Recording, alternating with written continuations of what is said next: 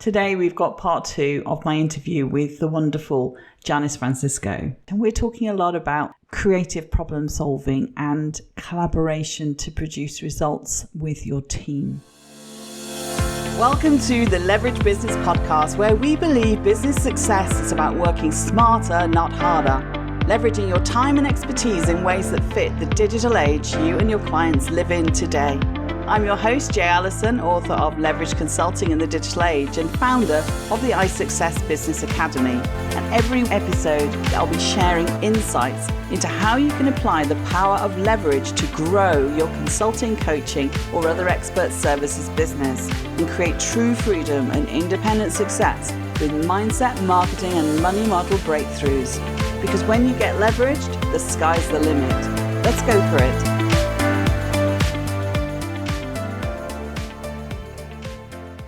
Hello and welcome back. Today we've got part 2 of my interview with the wonderful Janice Francisco, who's the founder and CEO and principal consultant of BridgePoint Effect. And we're talking a lot about creative problem solving and collaboration to produce results with your team.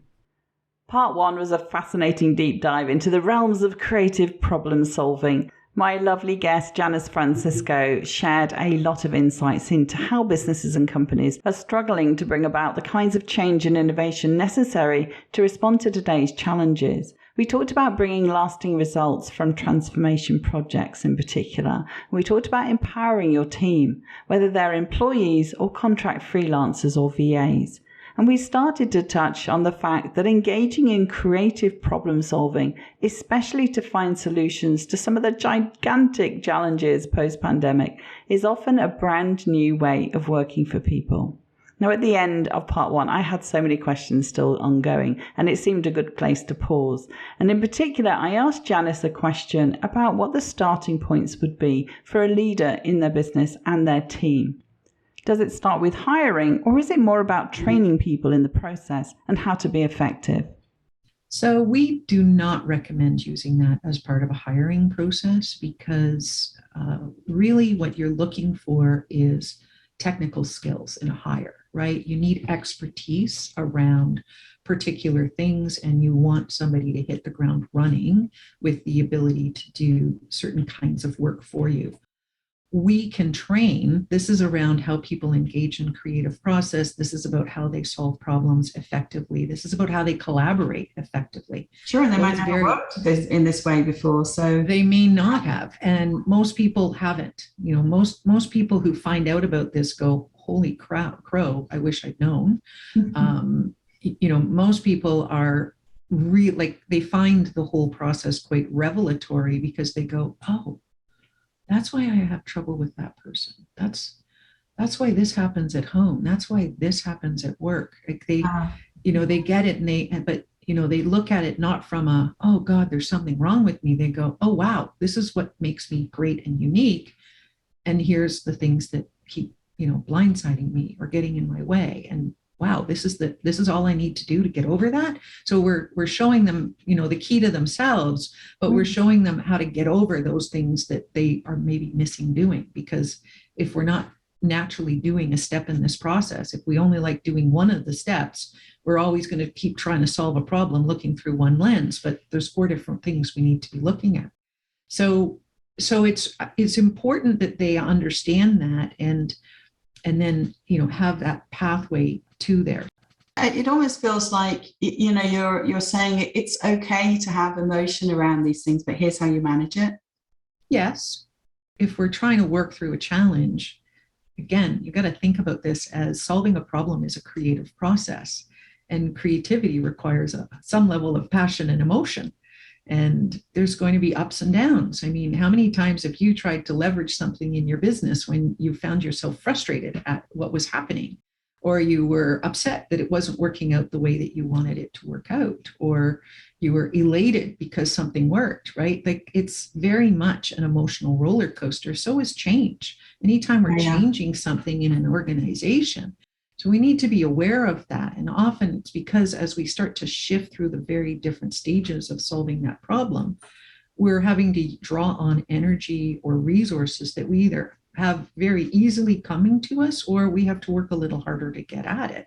You know, if I said to you one day, show up and work using your opposite hand all day long, you'd be exhausted at the end of the day. Well, the same thing happens with our brains and the way that we solve problems. If we like to solve a problem in one particular way, and all of a sudden we're working through stuff that requires us to work in a different way, it's going to take more energy from us. We can do it, but it's going to take more energy.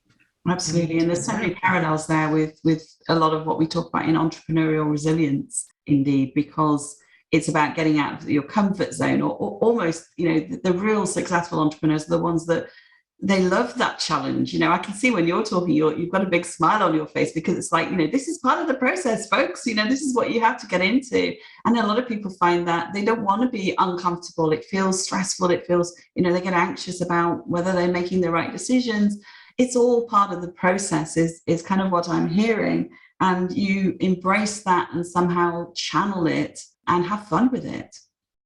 You know, it's funny you talk about entrepreneurs, because one of the things we did a global research study a couple of years ago, and we looked at who is attracted to innovation and change in organizations, and what happens to cause things to slow down.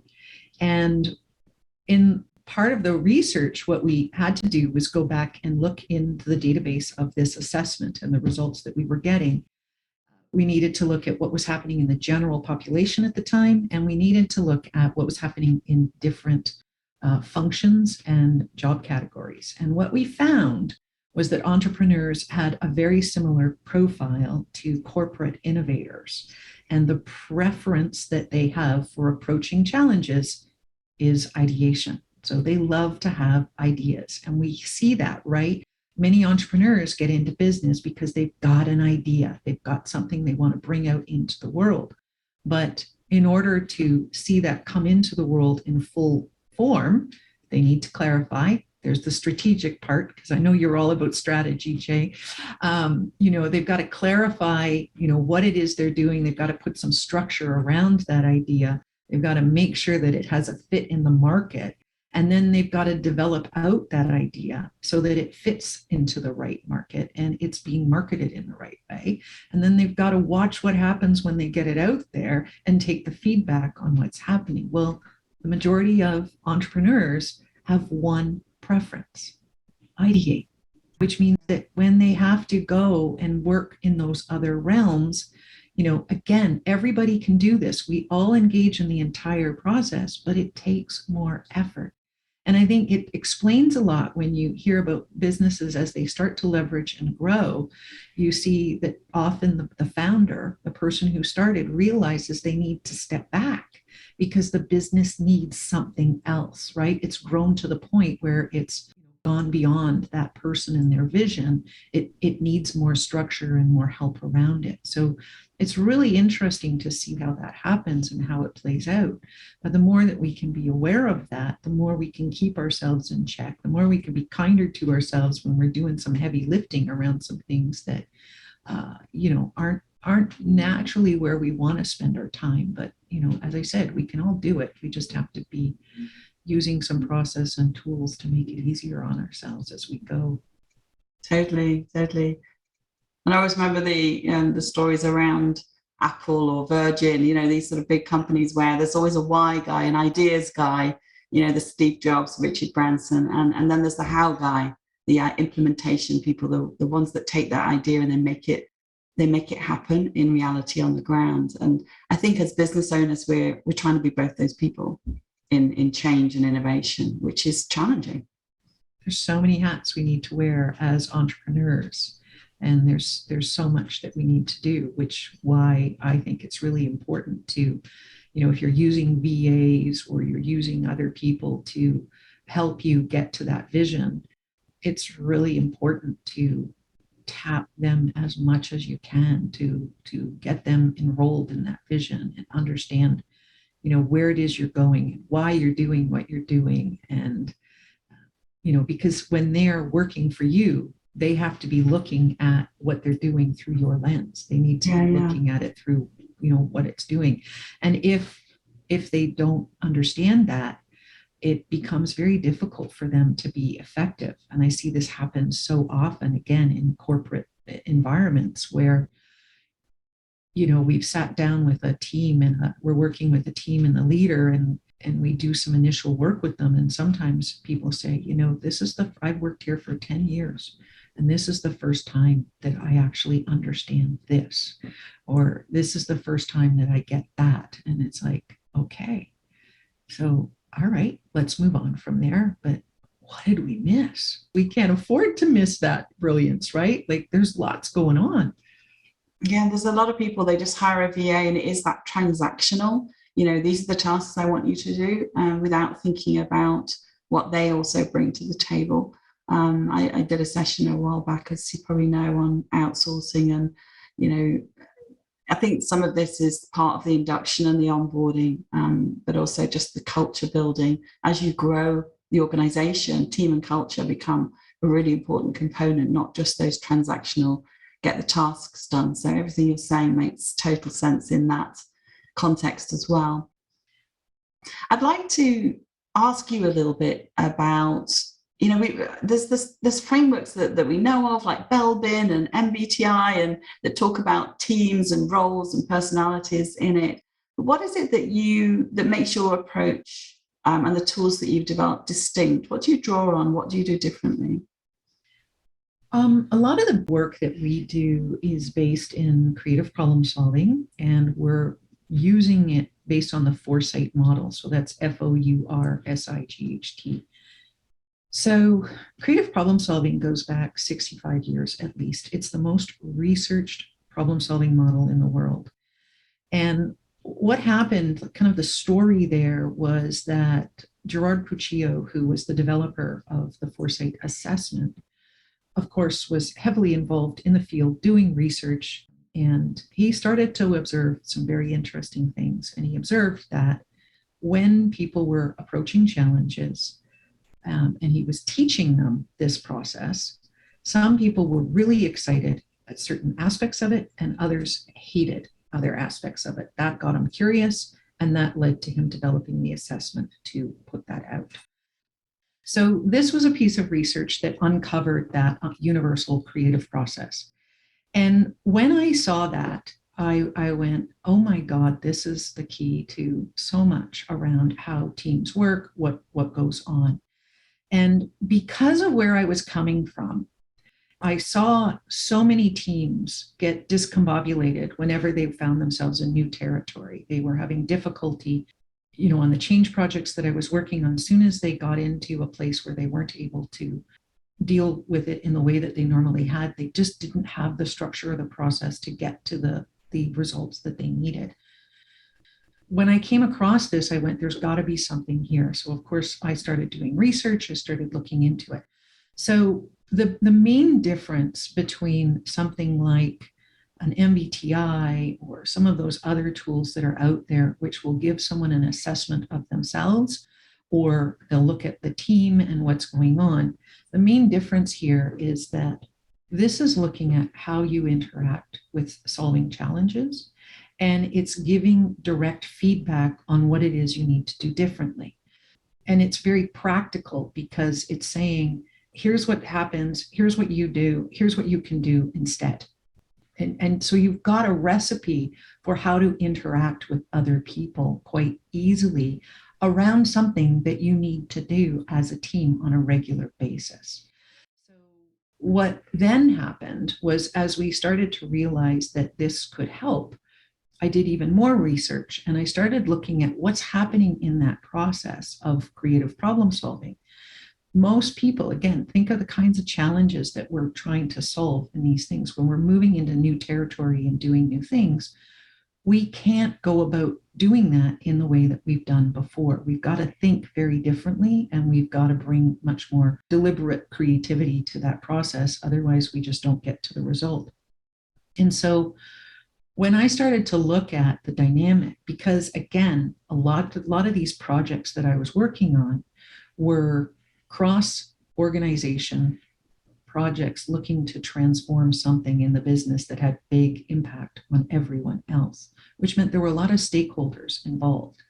And a big challenge becomes how do you engage people in that process, and where do you do that?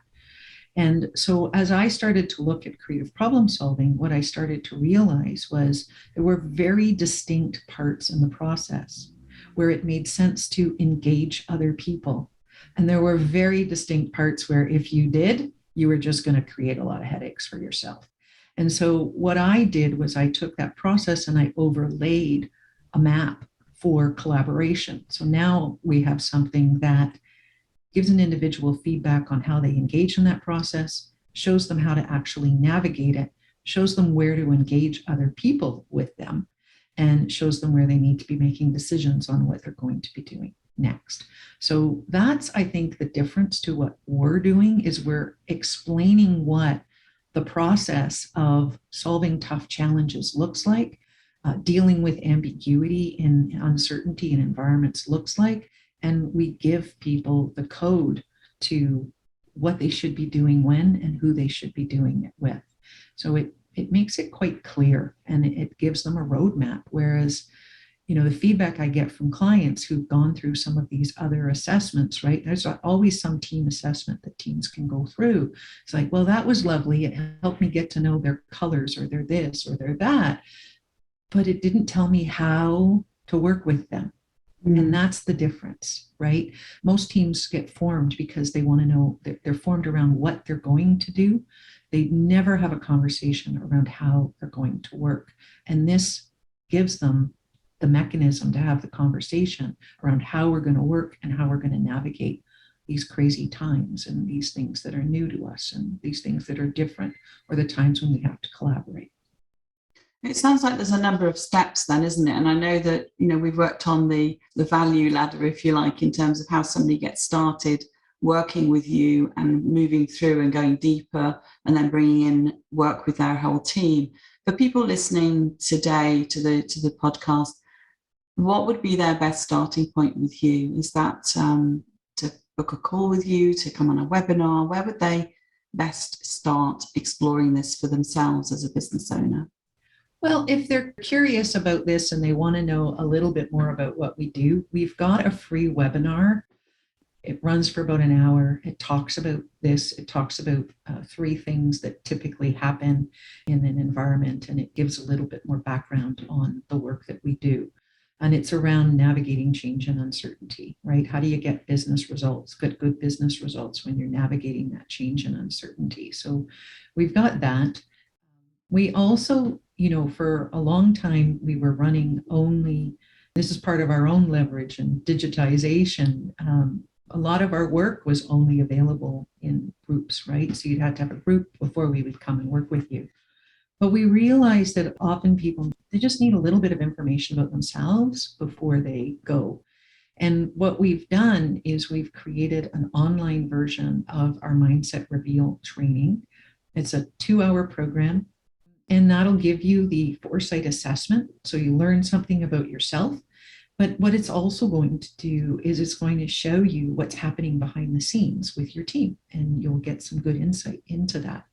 And so that's a really quick and inexpensive way to get some information and just see the potential of what happens when you can leverage a really deliberate process in the stuff that you can do. So those are 2 ways. And of course, we are always open to having a conversation with anybody who's curious and wants to know a little bit more. Perfect. That's amazing. Let me change tack now and turn to your own business. You've alluded to the fact that you've yourself gone through a number of changes and innovations in response to challenges and opportunities that have come from the world we live in, and things that have affected you more intimately in your own organization. And you say in your bio, for me, the decision to move your business was a while back, in fact. So it's not just because of the pandemic, but we kind of see this change coming and needing to meet people in different ways and needed to have a greater reach of people. Then you need to have both the offline and the online offers going on. So you moved towards online forms of marketing, sales and delivery. And obviously that's how we met and the work that we've put together so far. Tell us a little bit about, behind the scenes for you in terms of that leverage strategy for what you wanted to achieve. And what's the experience so far? Well, I will say, I'll say that this, I'm glad we did it. It's not been easy, and it will get easier, right? I'm really grateful we did it. So here's what happened. You've probably heard the story of many entrepreneurs, right? Businesses, small businesses have a threshold of business that they get. And if they're a solopreneur, there's only so far they get with what they can do in their business, hence why we need to leverage. So I was in that position. We had a small consultancy. We were doing great work, but it was all work developed, done by me, done by my team. And it was clear there was only so much that we were going to be able to do over time. And one day I was at a meeting with a bunch of Foresight partners. So Foresight is a strong partner of ours, and we do global meetings on a regular basis. And anyway, there was a guy in one of the other countries in Europe, and he just point blankly said to me, "So what are you going to do to scale it?" I went, "What?" I'd never heard that word. I'm like, what the hell are you talking about? But at the same time, I was sitting as an advisor to the Conference Board of Canada's Council of Innovation and Commercialization. So we had done a major study about that threshold in Canadian businesses and how they weren't pushing past a certain revenue mark, that they were really just in business to make sure they had, a good life, and it was all about lifestyle, and they weren't leveraging and growing. And it was like, wait a second, I'm in the innovation field. I need to be doing something different here. So I decided I better learn a lot more about this whole thing, about scaling and leveraging and looking at what to do. But it became really apparent I wasn't going to be able to do that and do that by myself, or doing things in the same way that I had done it. And that's the whole part about innovation. You've got to find more effective ways to get more done in less time. So I stepped back and I went, all right, so what do I need to do here? Some of the first things was I realized I needed to expand a team. I needed to be able to draw on a better team. So I needed resources and those sorts of things. So I built a global team. I went, okay, we're going to go global. We're going to do these things. But it's like, you know what? You can't market globally. You can't do anything globally unless you have some sort of leveraged digital structure set up.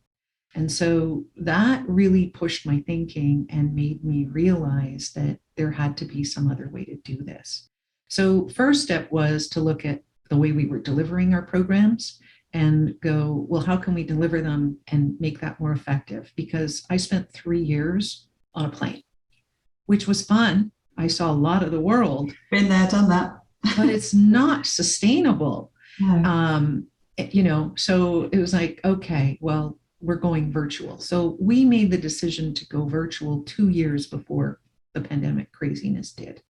And thank God we did, because we had already put processes and things in place to navigate that way. The next stage was to look at what can we take online so that we could split out.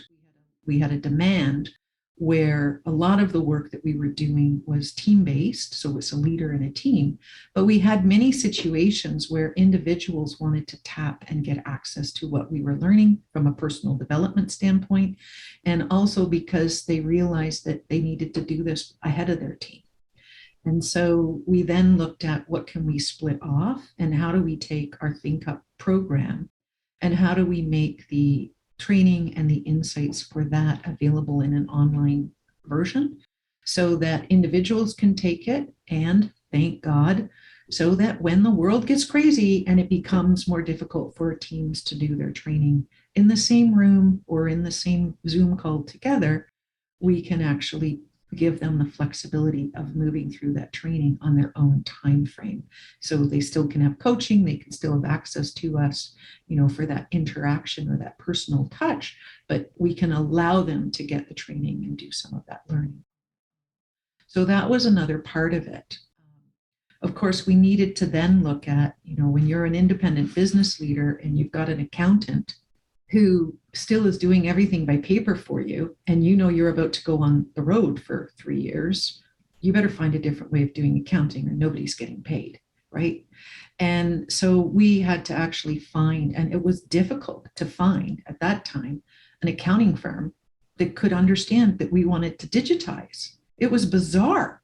It was truly bizarre. And it was such a gift. One day I was at a golf tournament, some business related golf tournament. Some guy sponsored a hole and was talking about all their great accounting and online and cloud stuff and whatever. I went, do you do this, this, and this? He goes, yeah. I went, really? And you're here? Yes. It's like, good. Have your boss call me. And like the next week we were signed up and we had converted. And it was like, we had to say goodbye to the accountant that we had worked with for 10 years. And it was just like, hey, thanks for all your support. But, the best thing you can offer me is you're going to put all of my stuff in a Dropbox. That doesn't work. We need online business transactions for our accounting. So, it was things like that, realizing we needed to get a customer relationship system, things that we had to bring technology in to help manage the business. Now, thank God I grew up at IBM.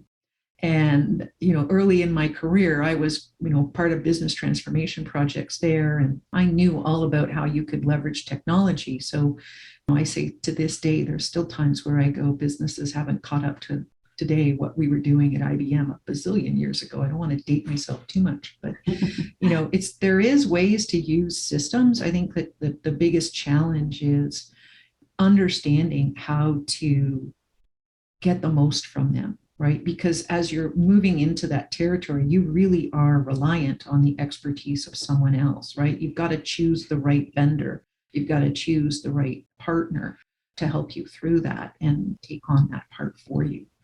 Yeah, and not overdoing it. I mean, sometimes I think the simplest solutions when you're getting started can be all that's needed to make some of those transitions. We've talked today about transactions, and we talk a lot about transformations and digital transformation, but sometimes there are some things which are transitional steps, because it's pretty scary for a small business to make some of those big investments in some of the technology. So, yeah, I think there are some simple solutions, but then there becomes the problem of how do you join it up together? And so as we were talking about teams, I know that we've done some work as well on making sure those processes, those systems, those tools are all working together in harmony and not kind of just creating another big load of work and a big headache. But that's for another call. I'm interested to know, are you noticing a shift in what people are bringing to you, not just because of COVID, but also because you're now online? I mean, you talked a little bit about now you can support sort of individuals who want to get ahead before they then bring in their team. But just generally speaking, are people bringing different things to you because you're now virtual, as well as because of the pandemic has changed things for them? I think what's happening is it's really interesting because I'm going to say that it's been happening over the last few months. It's been a very subtle and slow thing. A lot of leaders had to scatter. I mean, they've been in survival mode, like they've had a lot on their plate. But what's coming now is people are starting to realize that they have stuff on their plates that they just need some help sorting through. So we're surprised. We're having two things happen. We don't market and talk a lot about our meeting facilitation services or the fact that we can help people solve problems, by running a session for them. It's not the main focus of our business. But what I've been really surprised about is how many people are coming to us for that. So while we've been out marketing, hey, we can teach your team how to collaborate. We can teach your team to solve problems more effectively. We can do these things to help you over these times. They're not ready to do the training all the time, but they sure want to get something off their plate. So we've, throughout this year, and more so in the last quarter, we've had people who call us and they go, yeah, that thing that you sent us out in the newsletter was really interesting, but that's not what I want to talk about. It made me call you because I'm having this problem. It's like, okay, let's talk about that. Okay, well, what do you want to have happen? right? And they've got clarity. It's like, I'm here, I want to be there. I just don't know how to get there. Can you help me get there? It's like, yeah, it'll take us like 4 hours. You want to get your team together? And it's like, really? And like you can see visibly, because again, it's kind of cool. We're doing so many calls on video call, but you can just see visibly the tension come out of people's, like, it's like they all of a sudden they start to breathe out and their shoulders go down, and it's like, really, you can help me? I said, yeah, I'll guarantee it. It's okay. We'll get you there. It's going to be fine. And then it's this really delightful experience because the team gets to come together. They're using tools that they've never done. They're seeing the benefit of online collaboration. I mean, we worked with a team yesterday. They were so excited about the fact that they could do brainstorming online. It's like, okay, it's not that big of a deal. It is a big deal because they don't know how to do it. And they never knew how to do it well to begin with, even if they were in the same room. And here we're bringing a structure to it, and we're creating an environment that's online and effective, and it's helping get things done. So yeah, that's been a big surprise to us. It's like, oh, okay, well, we'll do that. Right. And then I think that leads into them having a conversation about the training and the others. We're here to serve. There's so much we can do. And I just think there's so many leaders and so many teams that they just need to get themselves over a little bit of a rough spot. And then that opens things up. And that happens with all of us in our businesses, right? Mm-hmm. We get to this place. What do we call it? We call it the bottleneck, right? The thing that's just keeping us from going, the thing that's keeping us up at night. And if we can just figure out what that is and get some help to do it, it just opens things up and it makes the rest easier. That's exactly why I sent 1 or 2 clients to you, because they know what they need to do. They haven't got time to learn it. So what they needed was a kind of, can you do it for me on the first occasion? And we've done this with our participative process reviews that I mentioned before. Is the first time, we'll go in and do it for you. We'll facilitated, we'll, understand what the sponsor of it all is. We'll get the team meetings all organised. We'll run the meetings or lead them, facilitate them. And the next time then we give them a set of templates so they can do it themselves, maybe with a little bit of support, and then you're on your own, you can fly. Yeah. Because with process reviews, they start with one process, but there's lots of other processes. And I imagine every time you want to go through a change or innovation, you go through the same process, right? So you need to kind of go through this same number of steps. So having someone to come in and kind of do it for you just means it gets done. The bottleneck, as you say, gets done right away, and absolutely love that. So there's some real short-term wins here in terms of productivity and getting people on the same page. And I mean, you said a while back, you said, we can do it in 4 hours. At least the first step anyway. I think just remarkable. Yeah. And it's, again, if you know the process, and I'm a big, I like what you just said about, when you do your process reviews, you do it for them the first time, but you give them a template or something to do it on their own. And I'm a big proponent of that. When I was looking at how do we structure our ThinkUP program, and because of my background as an instructional designer, because I worked in organizational change and transformation, is like, okay, there's always a more effective and efficient way to get somewhere, right? And one of the things that I wanted to make sure was that if we went in and worked in an organization, that we left it better than when we came in. And we left people more resourceful and resilient than when we came in. And so it was really important to me. And I think back to our question around, leveraging your business or making the choice to scale and do different things. If you're in a consulting practice where they're always dependent on you, you're limiting yourself.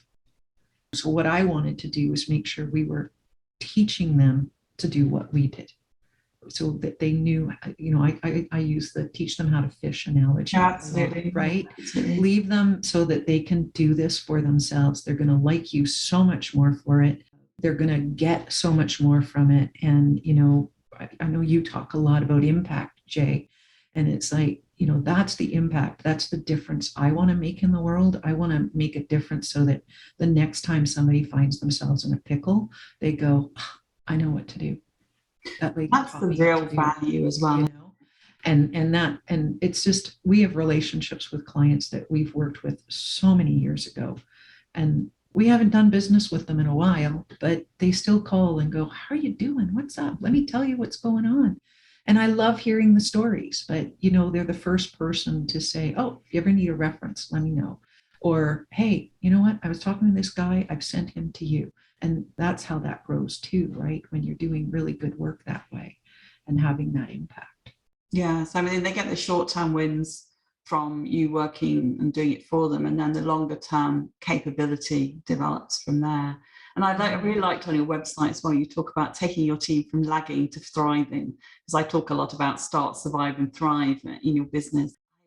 Yeah, I've just loved our conversation. And my final kind of punch question to you, if you like, and I ask all my expert guests, if you had a superpower that you could use to instantly create more leverage in your business, what would you choose? Oh my God. If I had a superpower to instantly create more leverage. Wow. I find I operate much at an intuitive level. So I get a sense of, you know what, there's something here. We need to be able to do something. And because of all of the other things that I'm doing, I kind of note that down and it's like, okay, we'll deal with this. If I could deal with that faster, it would be great. I don't know. So a superpower of speed, it's like, again, I've got to be able to conceive it and communicate it to someone to go and do something with it. So if I could get that out and wrapped up and able to hand over faster, that would be fantastic. It would be a load of fun. So I don't know. I don't know if that's answering it. It is just like, it is. And can I just get it all packaged up so that I can do the perfect handover for someone so that they can go and run? We've got a great, we've found a fantastic resource to do a lot of our marketing work. And when we profiled her with foresight, bringing her onto the team, it turned out she was a clarifier and an implementer. Now that's not usual for somebody in marketing. Usually they're ideas people. And what was really interesting was when we shared that with her, she went, you know what? The clients that I have difficulty with are the ones that don't know what they want to do. I went, yeah. So now you don't have to get frustrated with them. You just need to be able to ask them these questions, take a deep breath and understand, and let them understand that for you to be brilliant, you need this from them. And they are going to be so happy that you're going to do that for them because they haven't yet.